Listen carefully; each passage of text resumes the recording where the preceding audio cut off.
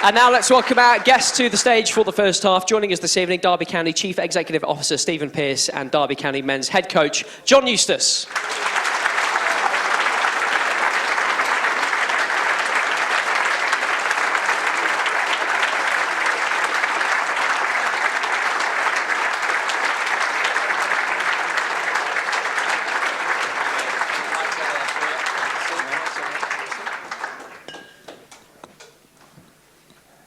Well, gentlemen, I hope you're both well. Plenty to discuss, as ever. John, I'll start with you, if you don't mind. Belated congratulations for the job that you did arriving at Pride Park in February.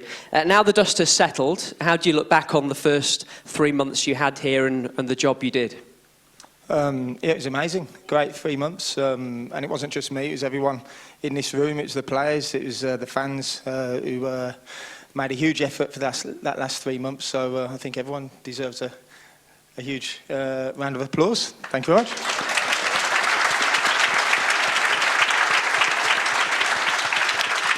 Can you give us a little bit of insight into how you did it, how you turned things around? Yeah, just hard work. You know, we created a real togetherness in the training ground, and I think we signed 4 experienced players at a point where no one else really wanted them, and they didn't really come in to affect the field of play out there. They came in to help the dressing room. I felt we lacked leadership and that quality of kind of character at the time when I came in, and Eric Peters, Rufy, Jeff, and who was the other one? He wasn't very important, the other one. But you know, when we brought them in, you know, I felt they made a huge difference in the dressing room, and you know, they played a real big key part of keeping us up. There will be plenty more questions about signings, by the way, later as the night goes on, as I'm sure you'd expect. Stephen, from a business perspective, how important was it to stay in the Championship? Obviously, it was very important indeed. I think we said that earlier on. I think the good thing now is we're still on track with the business plan that we'd always talked about. The 2 years in League One, getting out into the Championship, and then and having that sustainability. And I think we've got a real positive bed now to build from. As I said in my previous interviews with Radio Derby, you know, it was we've got a real good positive footing to push on from now, and hopefully it'll be a lot easier moving forward. 3 years it is now since Clouds Development bought the club out of administration. It sounds from that answer that the club is in a healthy position. What have you, I guess, learned in these 3 years in particular? How difficult it is, for one, but I think that's the same at every football club. But I think from the progress that we've made since David came in, I think is there for all to see, both on and off the pitch. You'll hear tonight from the supporters board, some of the members of the supporters board. That's been a key addition for us in terms of getting that transparency out there, that fan engagement, the supporter engagement, and also making sure that people have got that confidence that we won't get in those financial situations. We will never ever threaten the sort of financial sustainability of the football club moving forwards, and that's what we want to try and make sure that we do.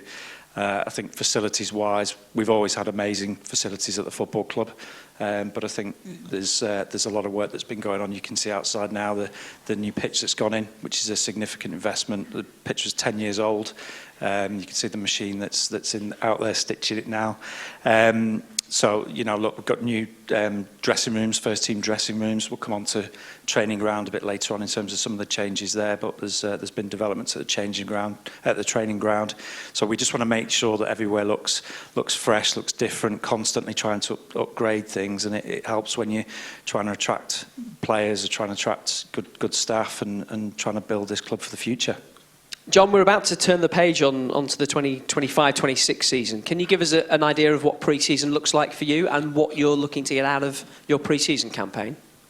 Yeah, we just want to kind of embed our principles on how we want to play. We obviously want to get as many players in as quickly as we can during the 6 weeks, so they get an understanding on how we want to work, and we just want to carry on the good work from last season, really, you know, and create that feel-good factor. And who's that? I'm going to do Roy Keane here. How much is the Come on, fine man. for that? Huh? Come How on. much is the fine? No, but no, we just want to create that real good feel factor around the club, which I know we've got, you know, and just continue the good work. You've had a couple of players sign new contracts already, Matt Clark and Craig Forsyth just this week. How high up the priorities list was it getting them under contract? Yeah, obviously, listen, Fozzie, I was very fortunate enough to play with Foz during my time here, and I think when we've asked him to play the last 12 games, I think it was, left centre half, left back, left wing back, you know, I thought his performances were excellent, so, you know, I wanted him to be on the journey going forward. I think he deserved that. You know, he's the Derby County through and through, so we need good people at the football club, and Fozzie's certainly a good person, and, you know, somebody who can certainly help the football club from going forward. And then Clarkey, I thought his performances were excellent and really stood up to the mark, and 6'4", left footer, you don't get many of them in the Championship of his quality, so I thought it's important that we got him signed as quickly as we could. Let me preempt a couple of the questions I'm sure that will come later about the transfer window. John, what does a good summer transfer window look like in your eyes? You'll have to ask Stephen. We'll be asking Stephen, don't worry. No, listen, just to try and attract as many good characters as possible for me. You know, the Championship's relentless, and you go on such highs and lows throughout the season, and it's important that we've got the right characters in the group to make sure we get through them together and build something very special. Of course, we want to attract young, attractive, exciting players to come and really, you know, showcase themselves as well. So it's about getting the right balance of players coming in for me, and you know, that's key, and Stephen knows that. Well, let's turn the guns on Stephen for a moment or two on that topic. It's probably worth reminding everyone at this point about the structure of the recruitment team, because you have added to it for this summer. Lee Bromby's here as interim recruitment lead. So give us a sense of how it all fits together, firstly. Yeah, so I've touched on it previously before. Look, the sporting intelligence department has been something that's been in the pipeline for quite a long while. We started planning it when David first took over the football club. For us, I think as the football club grows, League One, it was great in terms of you're able to do that with a sort of lower number of staff, if you like, in that role. Because obviously Mark Thomas was head of recruitment, it's sole charge when we're in League One. But as you then move up and the club builds, and the I guess the needs and the wants of the head coach get more in a good way, you need that bandwidth, to be honest. So I think for us, you'll have seen that Everton announced in the last couple of days the structure that they've got, which is virtually identical to what we've been talking about for quite a while, and it's simply because you can't get one person with the bandwidth to be able to do everything, and also there's lots of different skill sets out there at the moment. So one person that might be fantastic at talent ID and the scouting and all of that side, you also then need somebody that's out there all the time in the market, that's going to be able to build relationships with other football clubs to get the best connections, the best contacts, potentially the best loan players.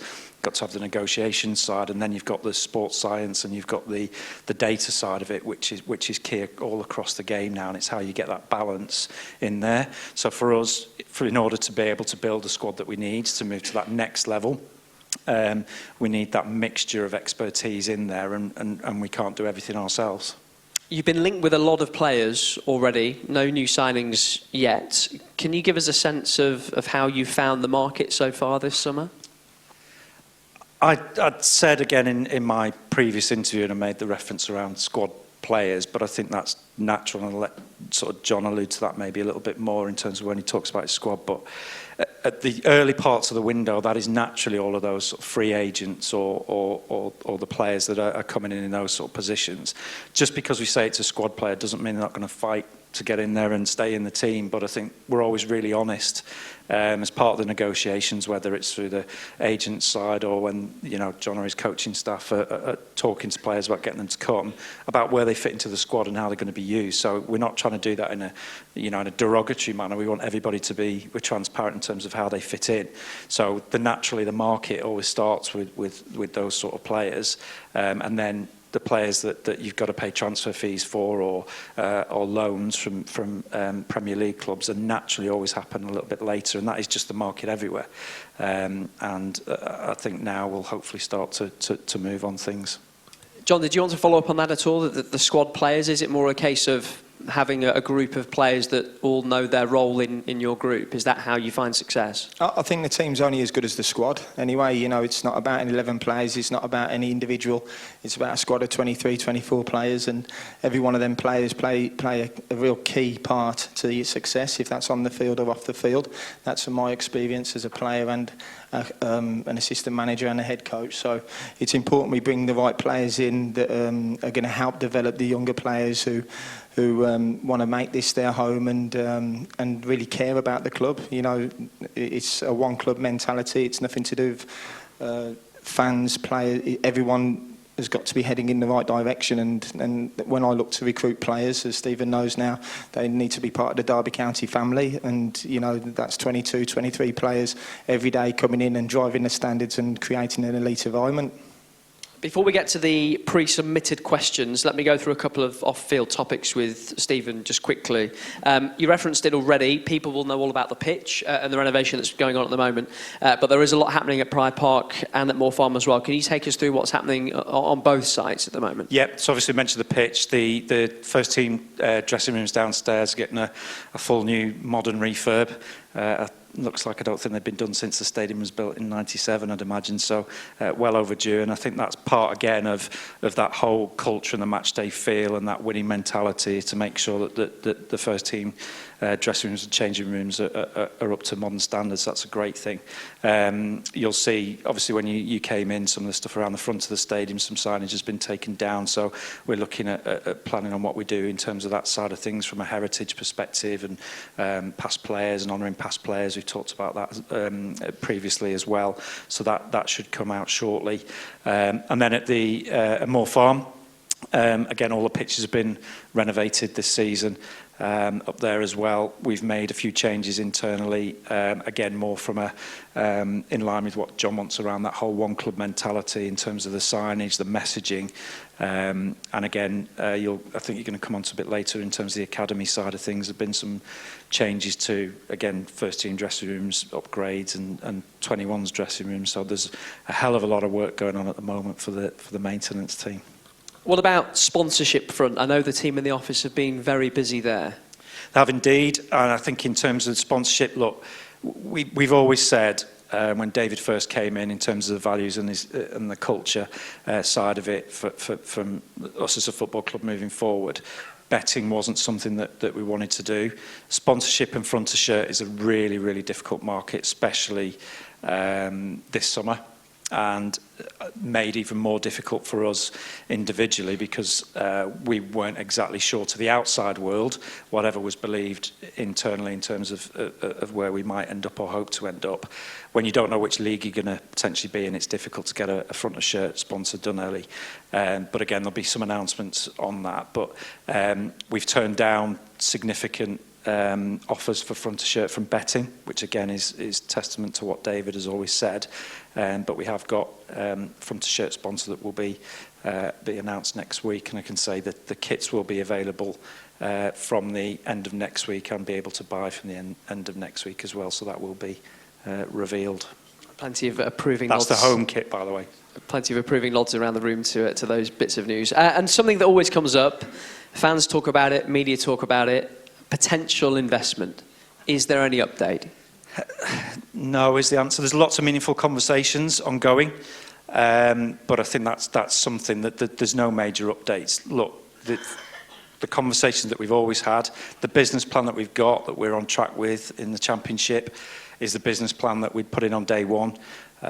David and Cloud's developments will fund that business plan regardless of investment, and that is what we're trying to push for in the transfer window or with any updates or any developments we're doing around the stadium or the training ground. So it doesn't make a huge difference in terms of what we're trying to do in the medium short term, but those meaningful conversations are ongoing, and when that happens, it will happen. Right, let's get into some questions that we've had sent in advance. I will group some of these together if they cover similar topics.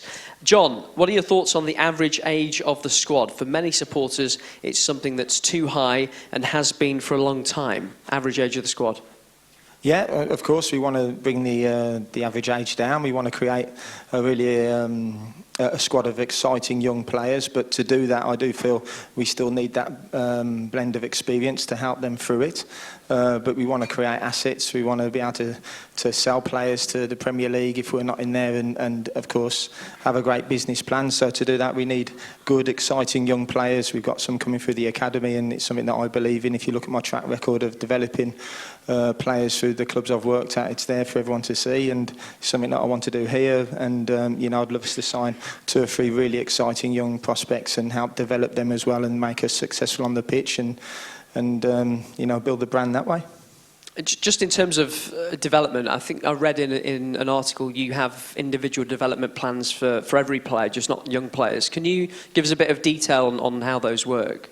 Yeah, I've been the same when I was at Birmingham and Blackburn. It's important that every player feels valued, and every player, no matter how old or how young they are, have still got scope to develop. I think when I came here I was 33 and I had 2 fantastic years here as a player, but I felt I was developing as a player as well. So I don't think you're ever too old to develop, and it's important that every player on pre-season, throughout the pre-season, come in, they'll come and have a meeting with myself and the staff, and we'll go through their strengths and weaknesses, and then throughout the season they'll have their own individual programs where we'll be doing extra training, coming in the afternoons, and really tweaking them to make them better players. If Troy Deeney had his own individual program, which he told me in a very polite way I could stick it, if it's good enough for Troy, then I think it's good enough for everyone else, for sure. Absolutely. Stephen, do you promise us Derby fans that we have money to spend in this transfer window? So yes, the budget that we've got is bigger than last year, and we think it fits in with the plans that we've got. Obviously, I can't talk about specific figures, but the budget has been increased, and we think we'll be able to deliver what we want to deliver in terms of the way the budget fits with the transfer strategy.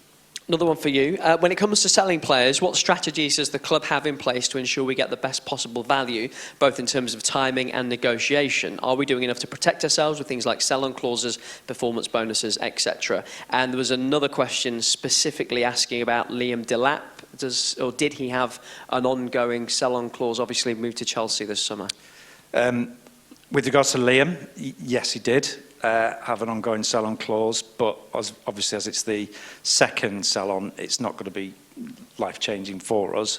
But we always try and insist and get those in that covers all future transfers, because quite a lot of the time it will only cover the first transfer, so we always try and make sure it covers anything in the future for those types of scenarios. And then the other question was, how do we protect ourselves? And well, look, I guess we've talked about it before.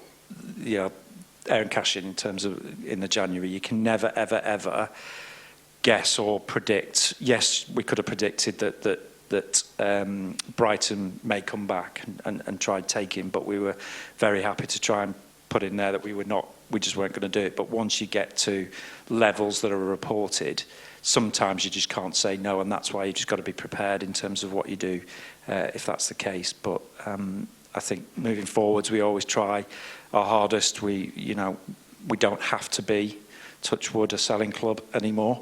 But if it fits with our strategy, which we will have times when we will want to trade and sell assets to feed back into the business plan, but that will be, fully in line with what's already been pre-agreed with John, to move us forwards.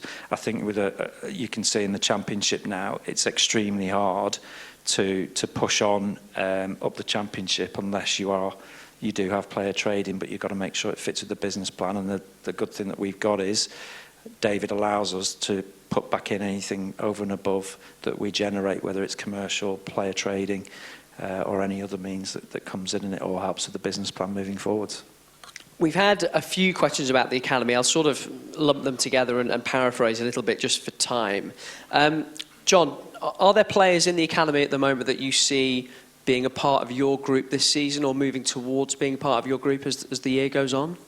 Yeah, for sure. I think last year we had at least 6 of the academy players training with us every day. It's important that, I have a squad of 20 players training, but we also have at least 10 players training on the other side of the pitch, ready to jump in and join in with the first team. Over pre-season, I'll have a really good look at all the 23s and the 18s because, I do want to help them on their journey, and I do think the way they progress is by being around the first team players as much as possible. So any time they get to train with us, I think it's a real bonus for them, and, it's something that I believe in very passionately. Stephen, there are some changes at the academy, I think, that you can tell us about. Yes, so there's an announcement probably going out maybe in some time this evening in terms of what we're trying to do on the academy front, and it's all around that player pathway. We've always talked about the fact that having a Cat 1 academy, we want to make sure that we give the players the best opportunity, and from John's perspective as well, they've got to be ready and earn their place in the first team. So I've been working for a while with Matt Hale and the other academy coaches, and also with John and his staff around how we make that pathway smoother and more achievable and work better for us. So the role that Bucko was doing last season, we've made into a permanent position. So he's that sort of player transition coach that is based in the first team now. And I'll let John maybe touch on the specifics of his role in a second of exactly what that entails. But with that role in there, we're also creating to run alongside the under-21s and the 18s, which runs the Premier League 2, if you like, which is the EPPP pathway that plays at academy football, a B team model, which will consist of members of the first team that maybe need minutes or want to develop the younger players, and then the best talent from the academy will also play in there. Now, this is not instead of the sort of PL2 academy, this is in addition. And I think for us, this is a great step forwards, because it means that you can then have Bucko that is in there. We're moving Keith Briggs into that B team model. And then you've got Danny May into the 21s and Bradley Johnson into the under-18s. So we've got some real talent looking at those, and I think that will really help that pathway to the first team, because I think the challenge we've always had is the EPPP Premier League 2 model, playing academy football. You have issues in terms of the way that style of football is maybe for pure academies versus men's football versus what we want to do. So I think the B team will play in that style of the first team and help that transition with those players, hopefully.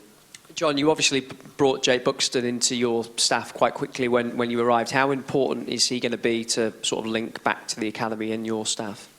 Yeah, again, obviously I played with Jake when I was here. He's a fantastic player, great character, real leader, and to bring him up last year, I thought that was a natural progression for him. We needed character leadership, so what he helped me with off the field was great. He was he was reporting down on a match day in the stands with Steve Round, and they had a really good relationship there, helping give me some vital information during games. And now with Bucko, we spoke about the players all having individual development programs. He's now going to be in charge of that, so every day he'll come to me with the programs of all the boys, and he'll be liaising with the players on where he thinks they need to improve, and that's where that relationship will really grow now. I think he's got the respect of all the players. He's certainly got the respect of all the staff, so I think he'll be a real vital part of the coaching staff. A couple specific questions for John. Is there a particular style or formation next season that you would like to play, or does it depend on the new players that you're able to bring in? Yeah, I think it always depends on the players. I'm a coach who's very adaptable. So, in my previous teams, I've played a 4-2-3-1, a 3-5-2. So, I find it very comfortable to change depending what personnel we had. At Blackburn last year, we played a 4-2-3-1. Coming here, obviously the QPR game wasn't ideal, which we went into changing. But, as soon as we realised what players we had and how the best way to get results, at the end of the day, we want to win games. So I have to get a style of play that's going to win. And we managed to change to a back three and a 3-5-2. And that was very good. We got the results. So next season, I'd love to play a 4-2-3-1 again. But also be adaptable, where we could have the option to change to a 3 if we have to. And not be predictable when we're playing the opposition. But what will be key is our key principles on what I expect from each player. Winning your duels, recovering to your shape, being hard to play against. So all them key principles won't change to no matter what formation we play. But I'd love to play a back four, some really attacking wingers, a couple of good strikers. So I want to play exciting attacking football. That's the shopping list for you, Stephen, there as well, by the way. Another for John. Is there any theories or reasons for the number of injuries? Is there any evidence that overtraining can cause this? I mean, I know it's a situation you came into halfway through the season, but any thoughts on the injury issues that you've had in the squad? No, I think we can look at lots of different reasons why the lads got injured, but the most important thing for me is that we create a culture here that I think you've probably heard me say that we're fighters, not victims. So it's a no excuse culture now, So you're going to get injuries, you're going to get all kinds of disappointments throughout the season. But whatever happens, you have to look forward and be positive. So next season we might get just as much injuries, but the players will be prepared and ready. That's why it's important that you've got a really competitive squad. Of course, we want to look at the reasons why these players got injured, and we have done a couple of things about that. So we will be changing our style a little bit on that side next season. But when I came in, it was important that we really raised the levels of training, and we had injuries during them training sessions, but it was important that I knew the players who could get through them were the ones that I wanted to take on the journey in the last 3 months, because they were the fighters, and those were the ones who had run through a brick wall for the team. And when you look at the midfield we had at the end with Tomo and Armstrong, players like that, probably at the start they wouldn't be the number one on the team sheet, but they were certainly the number ones on the team sheet at the end, because you knew they wouldn't let you down. So it's just important you get the right balance on that side of it, and we've certainly made some changes on the medical department. Stephen, a couple of bits for you. You did mention kits already, but on the subject of kits, why are we always so late to announce new kits and get them on sale?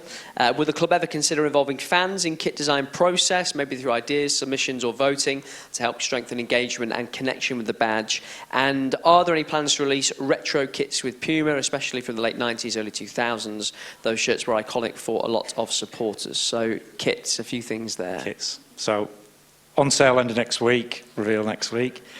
In terms of retro designs, I think wait and see. In terms of fan input, I think it's difficult because although, listen, I've probably explained this before, that with Puma we are classed as a sort of tier one provider, which is fantastic, which is almost the same as we've got Man City. So we do get an element of input into the kits, but with kit providers, they do have, you can give them sort of ideas of what you're thinking, but they have their own design teams because they do have limitations in terms of what they can and can't do. So that one is a bit difficult, so I wouldn't want to be held to my absolute word on that, but I think it's something we're always really conscious of, that we want to have meaning. All the kits that we've done over recent years have tried to have some kind of meaning in terms of those away and possibly third kits, and we want to try and continue to do that because it obviously engages with the supporters. Has the club considered formally honouring Arthur Cox and his team for the incredible achievements in rebuilding the club through the 80s and 90s, whether through a permanent tribute at Pride Park, commemorative event, or naming a stand or facility in his honour? It would be a fitting way to recognise his contribution to Derby County's history. We've got a project ongoing at the moment, as I mentioned earlier on, in terms of looking at the heritage, all the important people that have graced this football club over the years, and its amazing history. So that is in hand. I wouldn't want to talk about individuals because we have got a whole project that we're looking at in relation to that, of which there will be supporter engagement on as well. So it won't be just led by a small group of people at the football club in terms of myself and other staff. It will have some supporter engagement in there as well. So that is something that we're really cognizant and want to do. Last one for you for now. We had a couple of questions about beer. Can we have proper beer in the ground again, please? What's proper beer? We used to have Pedigree on draft. Can we return to this, or another local real ale option? I'll need to take that to the supporters charter group probably in terms of that conversation. Not one to answer, I'm afraid now. And John, we'll finish with a couple for you. What are the aims for this season regards the Carabao and FA Cup? Are we aiming to win them, or are you going to focus on the league? Careful.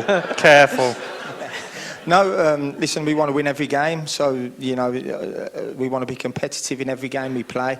So every team that we play against, you know, we want to win. So it doesn't matter if it's the FA Cup, the League, the Carabao Cup, you know, we'll be competitive. And, you know, of course, we want to give younger players opportunities as well. But I'll always feel whoever we play against, we want to go and win. So we want to win every game for sure. I think that's a nice way to bring the first half to a close. Steve and John, thank you both. We'll give you a breather for 15 minutes or so. We'll let the guys cool down. Let you guys get a drink as well. Remember, the bar is closed, but water is available. And after the break, a chance to ask your questions as well. Thank you very much for now.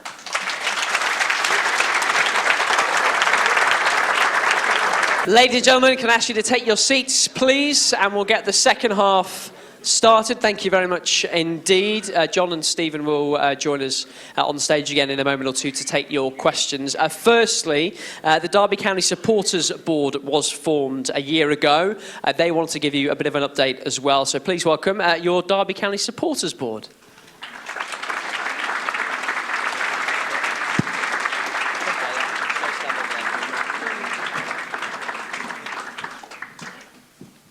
We're arranging them in boy band formation because we've only got the two chairs. Craig Findle and Stella Gutteridge are also on the board. They send their apologies tonight. Guys, just so everybody in the room knows who you are, would you mind just reintroducing yourselves and to prove your credentials, your all-time, let's go with all-time favourite Derby player. Who wants to kick us off? I'll go first. So I was here last time. My name's Hilary Leam. I am season ticket holder of 40-something years, which I can't quite believe I'm old enough for. Favourite players, I always have to go for two. So for me, it's Bobby Davison for one reason and Igor for just being Igor. That's it. That's me. Thank you. Next. Thanks very much. So I'm Steve Wilson. I'm one of the 4 independent members of the Supporters Board. I am an accountant by background, so hopefully can bring a bit of insight to the finances and the financial sustainability of the club, which is particularly important. I am a fan for 37 years. My favourite player probably goes back to Arthur Cox's day, which was mentioned earlier, so it is Mark Wright, although Igor is a very close second. Hi, I'm Jazz. I was born and bred in Derby. I grew up just around the corner from the baseball ground, so I've been going since I was about 8 to football games. So I won't tell you how many years, but I've been a season ticket holder for 30 years. So, you know, kind of Derby does run through the veins with me. My favourite player is Igor Stimac. It's been mentioned twice already, but just purely because, well, when I used to play, I was a defender as well, but it's just his leadership and passion for the game. Hi everyone, I'm Alex Leyland, so I'm an independent member as well. I missed all these eras. So I started coming in 2003. Just showing off. So yeah, that's me saying I'm young. So my favourite player is probably Curtis Davis, similar to Jazz. I was defender too. Maybe that's why we're stood up at the back, centre backs. Yeah. All I could do was head it and kick it. So I love defenders. So he's probably my favourite player over the past 20 years or so. Are you saying all Curtis could do was head it and kick it? Because he might watch this. Is he watching this? Maybe. Guys, thank you. Defenders in general, not specific to that. Just a few questions for you. Hilary, remind us what the Supporters Board is, and I guess also what it isn't, so people are clear about the role you have. Yeah, so very succinctly, so the Supporters Board is an independent from the club supporters group, and we are constituted in 2 ways. So we have members, like so myself and Jazz, so I'm Rams Trust and Jazz is Punjabi Rams. So we're members of supporters groups and we're elected from our fan base in the supporters groups. And then we also have 4 independent members, of which we've got here today, Alex and Steve. And our focus is, so we're not here to talk about football selection, although Ebu Adams should start every single match, but that is not my decision. We are here fundamentally because, as we said before, football clubs, you've got people on this stage, we've collectively supported the club for probably 130, 140 years. We and everyone in this room, with the stability and the continuity of football clubs, it's the fans. And so what we're here for is to ensure, working hand in hand with the club but independent from them, that the financial position of this club is stable, and that whatever division we're in, so we don't talk about performance on the field other than as fans, that this club doesn't face the situation that we faced recently and going into administration. So we're very lucky that we get privileged information that we can't share everything on, but we have accountants on the board, we have people who project manage, and we get the chance to understand how the club is being run on a day-to-day basis. We don't get details about salaries, we don't know, you can ask any of us, we have no idea who's getting signed next week or next month. That's not what we're here for. We are about governance and finance.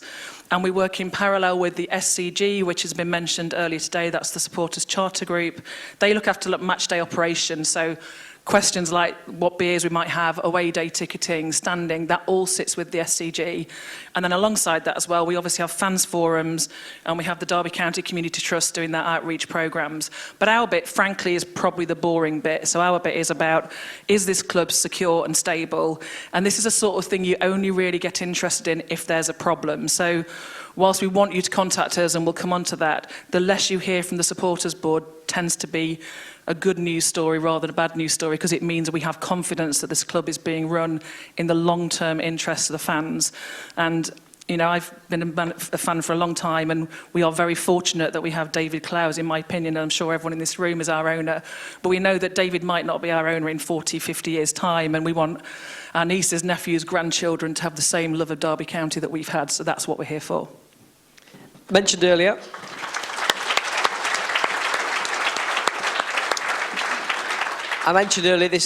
this is the end of your first year. Steve, what does the first year look like?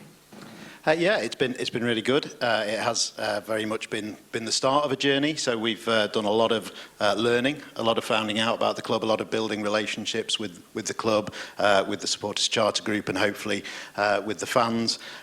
So it's the start of something. I think we're really conscious as a supporters board that we're the first one, and I think actually we feel quite a responsibility for that, because what we want to do is build the foundations for something that's going to be an important part of the club and going to do a really important job in sustaining the football club for the community and the supporters for the next 10, 20 years. We're only going to be here for a tiny part of that, but we've got a responsibility to make sure that we really do set things up in the right way, because actually it's really important that that the supporters board has that engagement with the club going forward. So it has been a lot of fairly dull stuff in this first year. So we've spent a huge amount of time talking about terms of reference, and you can look at our terms of reference on the website. But those things are important because they make sure everyone's got the same understanding on what the role of the supporters board is in supporting the club. So we've been doing a lot of that. We've been doing a lot of learning, but actually we've also had some really good discussions on particular issues. So we have had discussions on finance. We've looked at the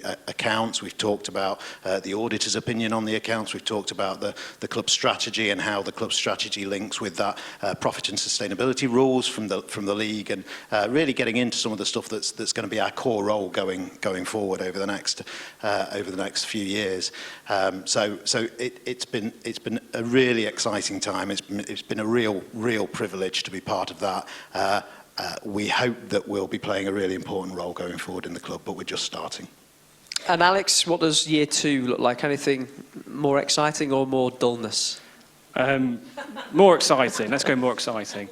So yeah, year 2, I think it builds on what Steve was saying, really. So I think for me, a huge thing that we've done is learn. So when you come into a football club and you speak to people that work here, it's amazing just the scale of it.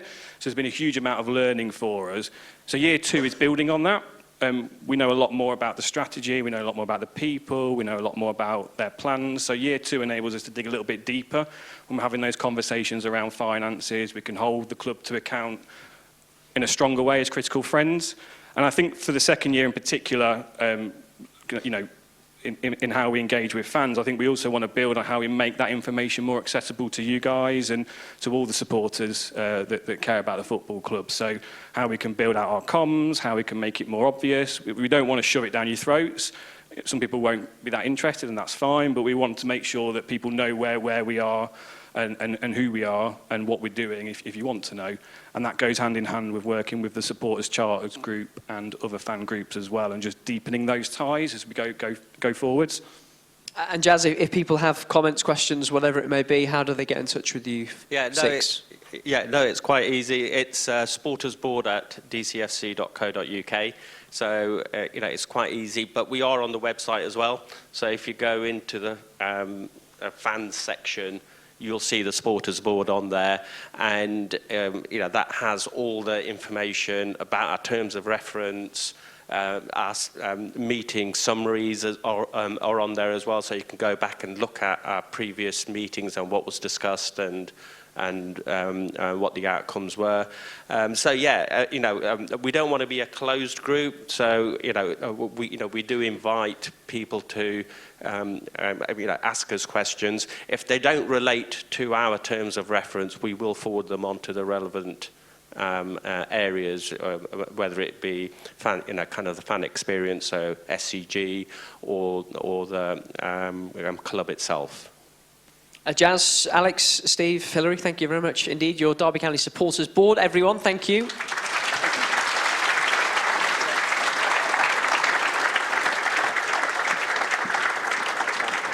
And now please welcome back to the stage for the second half Stephen Pearce and John Eustace.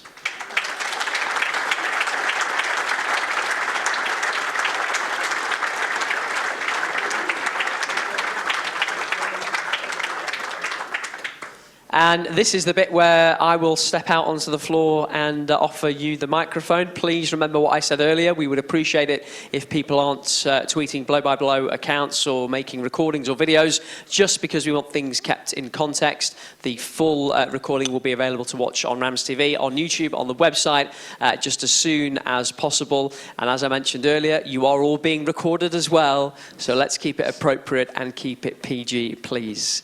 That being said, where do we want to go for questions? Hands up. Where are we going to start?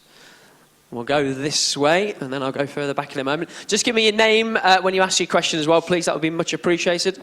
Yep, my name's Paul. I just want to say, first of all, incredible job, Mr. Eustace. Thank you so much, because we looked dead and buried. Absolutely amazing. EFL Manager of the Season, without a doubt. I don't know how you didn't get that. But I guess I want to ask, what constitutes a good season next season, and what constitutes a great season? Is that to me? I think so. Listen, I think a really good season for us next year would be to build a really competitive team that home and away we can go anywhere in the country and give any team a good game. And create a team that we can all be proud of. Obviously, an excellent season would be to finish in the playoffs and get promoted. But also, we have to do this properly. I'm here to build over the next 2 or 3, 4 seasons. And we want to sustain a real top-class football club where we don't overspend to get where we want to get to. We do it properly, and and we all go on that journey together. And that's why I came back to the football club when I spoke to David and to Stephen. That was their vision as well. And obviously, the first thing was to keep us in the league. And now it's really important that we build that culture and that family feel that Derby County, all over the country, are forced to be reckoned with, and they do things properly. And I want to be a part of a football club that do it properly. So next year, if we're competitive week in, week out, and we can have a really good season, let's wait and see where it can take us. But the most important thing is we stabilise and we're a championship club again, and we're building properly.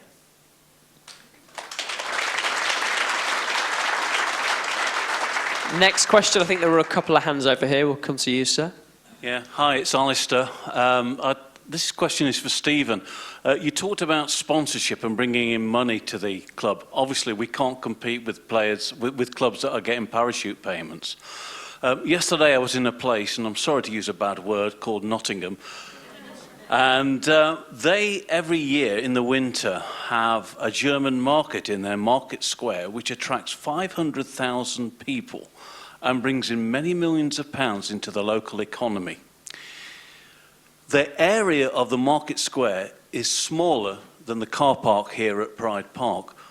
isn't it something that you could consider in the summer to have a summer market with cider and beer and lots of other facilities similar to the German market with a big wheel and a helter-skelter and things like that that could bring in a lot of money to the economy? You could work very well with the arena, the local council, and bring in a lot of money to Derby County Football Club. I love that idea. Definitely. We've definitely tried to look at ways of monetising the stadium on non-match days. I think it's one that we've got to pick up with our connections with the local council. We have certainly tried. We've talked about things. We've talked about looking into the future about what we want to do with the fan zone in terms that you've got by the Cliff Taylor statue, but where we want to, whether we can move that and make a bigger area for that. But again, it's around, for us, how we prioritise things, because we can put investment into some of those things, but what it does at the moment is it will, quite frankly, unfortunately, take away some of the investment that we need to put into the first team. So it's what phases that we do all of these things in, but we're always looking for ways, whether that be, you know, potential concerts in the future. We did have the boxing that was meant to be a couple of years ago, but unfortunately got cancelled. So we are genuinely always looking to that. And I think it's just having those priorities, but more than happy to pick that up and see whether there's anything with the local council. And yes, Si, I'm looking over at you, our COO, but no, we certainly will. Next question, put your hands up and we'll get to you as and when. I'll go this way. Keep your hands up for me, please, just so I don't lose you. Thank you. Hi, chaps. Liam from Chesterfield. Question for John. Really pleased to hear, John, that you are an academy enthusiast. Are there current academy players that you can see making their mark in the season ahead of us? I think it depends on which players we recruit. I think we had a couple of academy players on the bench at the end of last season, which was great. And it's important that the academy players have got to be good enough as well. You know, we don't want to just give them minutes just to tick boxes. It's important that they come in and make a difference. Yes, we want to develop them properly, but I'm certainly not a head coach who just wants to please the academy director and get a pat on the back. You know, they have to be good enough, and over the next 6 weeks now, when the boys come back, there'll be 7 or 8 of the elite performers who will be joining the group, and they'll get a fantastic opportunity to try and stay in the squad and be part of the squad going forward. Thank you. Let's see the hands. There was one over this side of the room somewhere. There he is. Pass that along for me, gentlemen.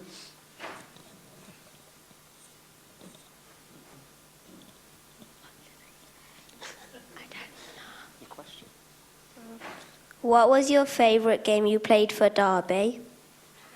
That's definitely for you.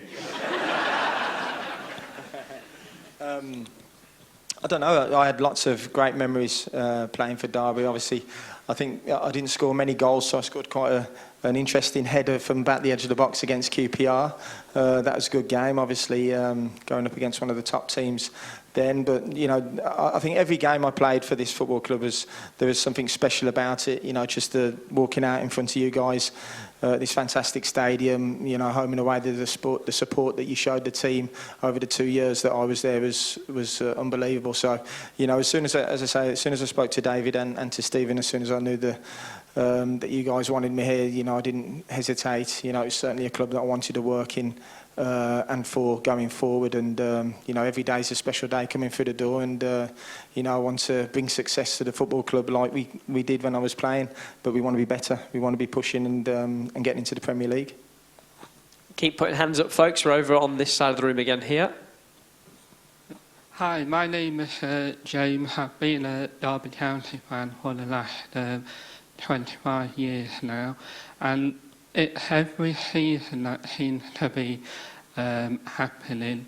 Why do we always seem to buy players in the around age 28, 31 and not the players age 18, 21 criteria? I mean, look, that's a very fair question, and I think that's something that we are trying to look at. And I think John touched on it earlier about how we're trying to get that balance within the squad. So we have to have that experience in there, but we do have to then move away to give, you know, like we said with the B team that we're trying to do with the academy to help that pathway through to the first team, but also in terms of the acquisitions that we're looking at this transfer window will certainly be a mixture to get that squad balance and age balance more appropriate for what we're looking for. Is that fair? Yeah, absolutely. Yeah, listen, I want to bring young, exciting players to the football club, you know, and obviously they are expensive. The more British players under 24, they are expensive, but it's important that we get our recruitment correct over the next couple of years, and we've certainly highlighted 2 or 3 really exciting talent that we want to bring to the football club, so hopefully we can do that. But it's very important that you do get the right balance. You know, you can't just bring all under 24 or over 28. You know, it's important that to create the right environment, you have to get the balance right, and that's something we're working really hard on doing. Thank you for that question. Where are we going to go next? Don't have to go too far for this one. Thank you. My name's Barry. Just a question on recruiting players. Is it difficult to recruit them, or is it down to money or terms and conditions, or people want to come? All of the above. So the amount of plates that you've got to spin with regards to transfer, it's everywhere, isn't it? I mean, they've got to want to come, and I think, being really honest, the conversations that we've had recently are really positive, and I think now that we've stayed in the Championship, that we've got John and his staff here, and people can see the supporter base that we've got, and you know the scenes from last season and seasons before. It does make those conversations easier. It does also come down to brass tacks and money, but we will never go and break what we've got in terms of that financial modelling. So if we end up losing a deal because it doesn't make financial sense, that's where we've got to make sure we've got other options. But we've not necessarily been in that position so far. And I think moving forwards, you've just got to make sure that you've got the different setups in there with the different expertise, so we'll keep building on that moving forwards. Look, we're never going to get everything right, but I think the place that we want to be is that when we look back on a decision and we say, actually, would we have made the same decision if we had all the same information? We want to hope that we're all saying yes, because we know not everything can work out perfectly, but we want to give it a good go and make sure that when we look back, we'd have made the same decision. Where are we going next? Let's see some hands. Thank you, sir.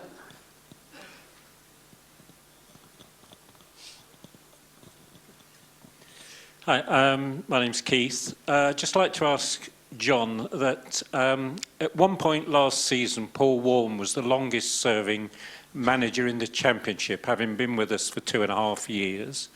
How do you handle being in such an insecure job? Industry means. Yeah. Well, I didn't even think of it like that, Stephen. I think it's just part of football management. You know, when I joined this football club, I wanted to come on a special journey with everyone. Now I know it's results based, of course it is, and if you're going to be a football manager, you've got to be prepared to get the sack, and it's part of the job. But all I focus on is doing my best and working as hard as I can, and staying humble, and trying to create that environment where everyone can see the work is good work, and I'm ready. If I'm sacked, I'm sacked, but that's part of the job, unfortunately. But I certainly don't want to be sacked for a long time, and I want to bring something special to the football club here. Just to add a bit of detail to that, I think when the new season kicks off, John will be the 11th longest serving manager in the Championship. People are laughing, but seriously, Stephen, does it affect recruitment at all when everybody sort of knows how much of a turnover there can be on the manager front? Listen, players obviously come for many reasons, one of them being the manager, the head coach, the coaching staff. you've just got to be honest about that. That happens everywhere. You know, I'm sure will happen with players, because that's the whole point of having the setups that you have and the people that you have. But I think, look, whether people will agree or disagree of where we've been in the past, we want to be stable, we want to be loyal, and we will always try and back our head coaches and our coaching staff as much as possible. We'll always be open and honest up front in terms of where we are from a transfer strategies, budget perspectives.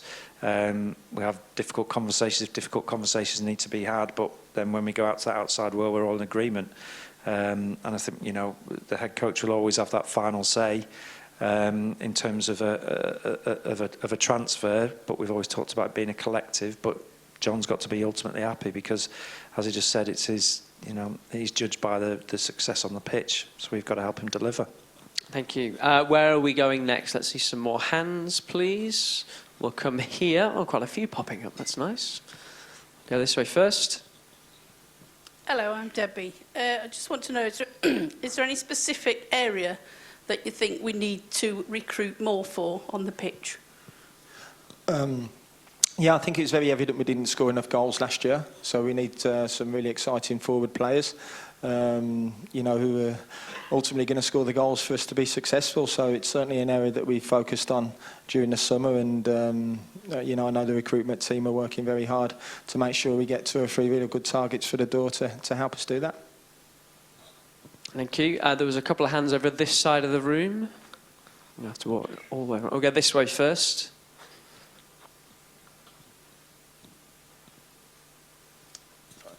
Hi, my name's Mike. A question for you, John. You've got several players who were injured at the end of the season: Langus, Nelson, Nyambi, people like that. How confident are you that they're going to be fit for the start of the season, or are you having to take into account you might have to recruit other people while they get fit? Yeah, you know, it's a good question. That they won't be fit for the start of the season, so it's something that we have to look at. You know, they will be part of the group. They'll be getting on the grass, so they are at different stages of their rehab. But you know, all 3 of them I don't think will be available for the start of the season. So it's something that we have to look at, and we've got other players who can fill in them areas in the short term. Also, we're looking to recruit to cover that area as well. So you know, the injuries have certainly been a problem, but again, we'll find solutions to get through it. But I know they've worked their socks off, especially them 3, to get into a position of strength now, and when they come back, they'll be ready, and you know, they'll certainly help us throughout the season. Thank you. Over to your right now, gentlemen. Hi there, it's Jack here, so potentially one for Stephen this. In previous windows, we've finished it potentially not quite in the position we've maybe thought we might, and I think there's maybe been a bit of a realignment of expectation as fans as to potentially where we sit in that pecking order, and I think that was particularly played out in January, where we had to go back into the market to do a number of deals to ultimately, you know, be successful in those goals that we set out. Going into this new market, acknowledging that we are potentially in a different position to where we've been in previous markets, where we had restrictions and things like that, do we feel like we've got confidence that A, we've learned from those mistakes, and B, as Derby County, we might be in a slightly different position to how we've been entering those previous markets? I think we are in a different position. You can never predict the transfer market, but we're definitely in a different position. I think I've said before about the learnings. If we're looking at some of those foreign markets, so ideally if we'd have brought Salverson and Langas in, they should have given the runway. We should have been able to give them the runway to settle into the team. So part of the transfer plans that we're working on as we speak now, if we're bringing players in or potential targets in that are not from the Championship, then we've got to make sure that we've got players around them that can bring them on or make sure that they can adapt, and we're not solely reliant on them. So there's definitely learnings that we've taken from them. But as I said before, we were almost a victim of circumstance in January because of the reactiveness that we had to do because of cashing going in that regard. But moving forwards, yes, we're in a better place. I think and I guess I'd throw it open to you, John, as well, in terms of whether you think happy in terms of where we're getting at the moment. There's a lot of work to do, without a doubt. There's still, you have to do a lot of persuading because we go into quite a lot of detail to make sure that the player really understands their role, why they're coming, what is expected of them. As you've seen, John's got very high standards, hence where he talked about the development plans. I've not seen individual players, regardless of age, with individual development plans, which is an excellent thing for us. So really pleased about moving forwards, and all those things help because players that come here will want to get better. Yeah, you're spot on, and you know the most important thing is whoever we bring in, we're not just bringing in the players to make up the numbers, we're bringing in players to make us better, and that's key. And you know, I'd rather work with a smaller squad and bring the younger players through if that's the case, instead of just filling it with, you know, 3 or 4 players that might cost a couple of £100 just to make us fill the bench. You know, it's important that we bring top quality in, that's on the field and off the field, that's including staff as well, because we want to create an elite environment, you know, and that's the standards that I drive. So every player that comes in, I expect them to wear the shirt with pride and make sure that they make a huge difference on the pitch. So there's a lot of hard work that goes in when we do bring the players in, and I know Sporting Intelligence are helping on that, and so is the head of recruitment as well. So there's a lot of hard work going ahead, and hopefully now in the next couple of weeks, you know, we get these players over the line and you know, get a bit of excitement around the place. Next question. Let's see some hands. Some of that stretching. Hi, Lucy. A question for you, Stephen. Is there going to be a price cap for away tickets in the Championship this season at all, or not quite there yet? They're not quite there yet. So, look, it was, and I alluded to it, I think, in a previous conversations. When it went to the EFL vote, I think some of the clubs voted it down, which is unfortunate. But look, it's still absolutely on the table, and it's something that we're pushing for in terms of those away tickets. Any more questions? Down the front.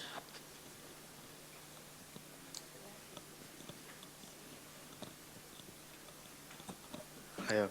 So there's a lot of talent we see in the football industry, and we'd love to see Derby play in the Premier League one day. And I'll just be happy to see maybe like the likes of Mohamed Salah or Erling Haaland come on loan for maybe for a couple of games or something. What do you reckon? They were both on the list. They are on the list. Thank you. Question over here.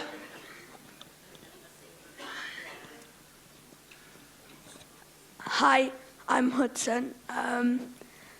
What game do you most want to play? No, what team do you want to play on the first game of the season? Fixtures out next week. This week. Sorry, I've got a 6-week-old at home. I'm not quite with it. I don't mind who we play on the first game of the season, to be fair. It'd be nice to have a home game. But again, you know, if we're away, then we have to go there and put a statement down straight away. And, you know, the Championship's relentless. No matter who you play, home and away, they're very, very difficult games. And, you know, I'm just very grateful that we're in the Championship. And, you know, that first game of the season is going to be a really exciting one. Stephen, you got a pick?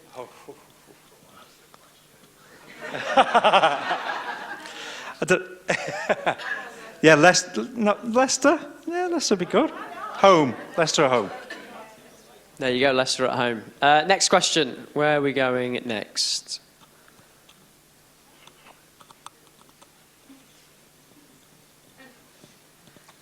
Hi, I'm Steve. You never managed Cashin, but would you have him back at Derby, or would you want your own players in the team? No, I want all good players. You know, Cashin is obviously a top performer. So yeah, if he come back, that'd be great. Do we have to buy him back for the same price, though? We still have about 8 minutes to go. If we don't have any more questions, we can finish early, but there's still the opportunity. I knew that would prompt a couple more. So, the elephant in the room for me. We've talked about all bringing in new transfers and everything. Can I just say 2 words? Liam Thompson. are we to expect an announcement soon of a new contract, maybe? Well, I think we've offered We've Liam offered him a contract, deal. So, you know, Liam was a fantastic performer last year. You know, he's an academy graduate. You know, I want Liam to stay at the football club. You could see I played him in every game, apart from a couple, which we lost. He was outstanding. That's why he played. You know, so I'm a huge fan of Tomo, and you know, I want him to stay. Any more questions? We'll go to the back this time.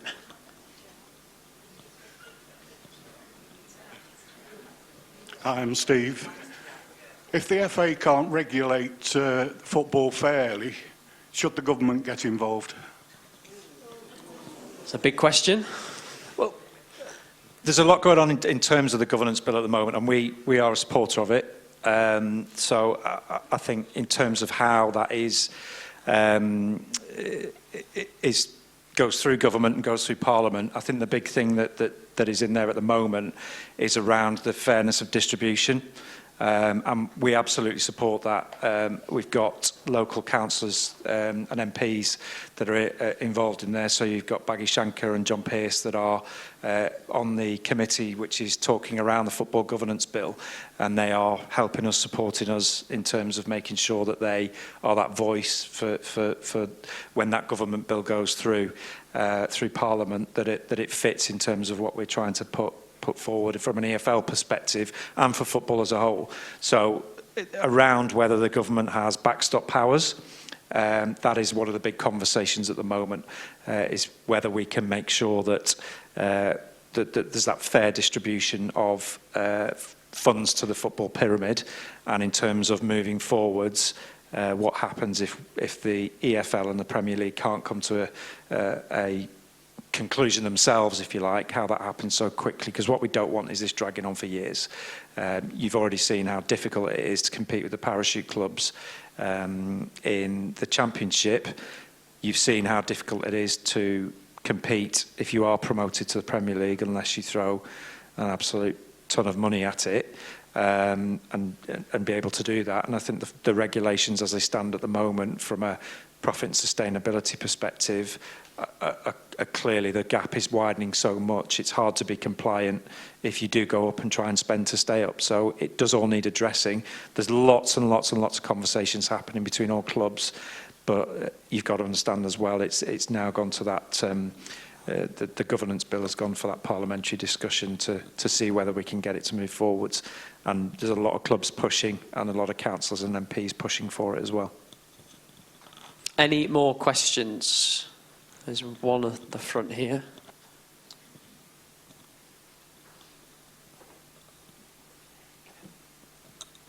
Hi, my name's Nicole. Mine's just a quick one from the fans. Can we please, please, please have a less stressful season? I think the last few seasons, it's come down to the last game of the season. And as fans, that is so stressful. Please, can we try and have a good season this year? Notoriously doesn't affect managers either, of course, so... Please, can we? Only if you get the players.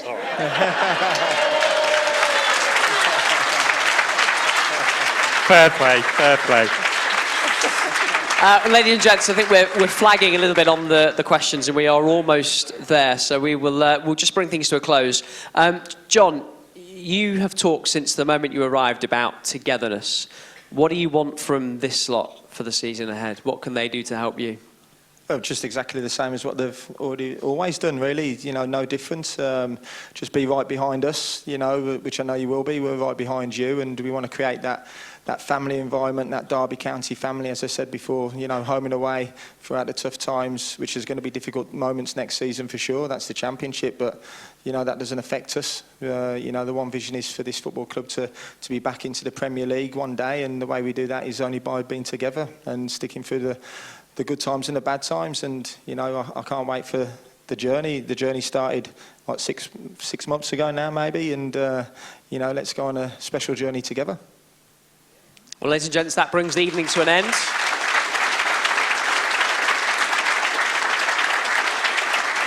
Thank you again for coming. Thank you for all the questions. Remember, you'll be able to watch this back in full on RamsTV, on YouTube, on the website as soon as possible. Let's hear it one more time for our guests tonight. John Eustace, Stephen Pearce. Thank you, gentlemen. We'll see all of you back here in a few weeks' time for the new season. Thank you very much indeed. Safe journey home. Thank you. Good night.